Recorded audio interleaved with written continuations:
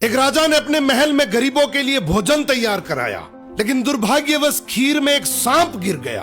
किसी को भी इसका पता नहीं चला और वो खीर गरीबों में परोस दी गई और इसे खाने से सभी गरीबों की मृत्यु हो गई।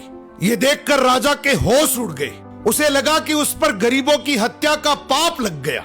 पश्चाताप में वो अपना महल और राज्य छोड़कर जंगलों की ओर निकल पड़ा। उसने सोचा कि शायद तपस्या से उसे इस पाप से मुक्ति मिल सके। चलते चलते वो एक गांव में पहुंचा।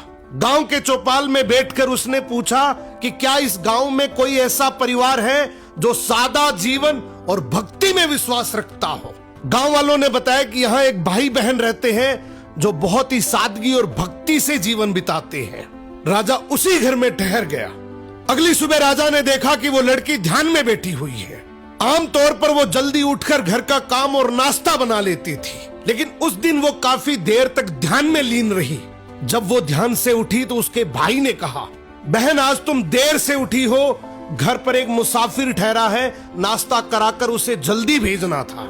लड़की ने शांति से कहा, भैया ऊपर धर्मराज के दरबार में एक बहुत उलझा हुआ मामला चल रहा था, उसी पर ध्यान लगा था, इसलिए देर हो गई। भाई ने पूछा, कैसा मामला? लड़की बोली, एक राजा ने गरीबों के लिए भोजन बनवाया था, लेकिन दुर्भाग्यवश खीर में सांप गिर गया और वही खीर खाने से सभी गरीबों की मृत्यु हो गई।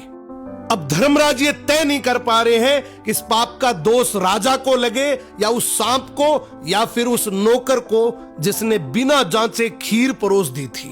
राजा ने प्रार्थना की, क्या मैं एक रात और यहाँ रुक सकता हूँ? भाई बहन ने अनुमति दे दी। उधर गांव की चौपाल में दिन भर लोग बातें करते रहे कि पता है फला राज्य के राजा ने अपने राज्य के गरीबों को हटाने के लिए उन्हें जहरीला भोजन खिलाकर मरवा दिया। बिना सच जाने लोग निंदा करते रहे। अगली सुबह लड़की फिर ध्यान में बैठी। ध्यान पूरा होते ही वो अपने काम में लग गई। राजा ने उससे पूछा, बेटी अब बताओ गरीबों की मृत्यु का पाप आखिर किसे लगा?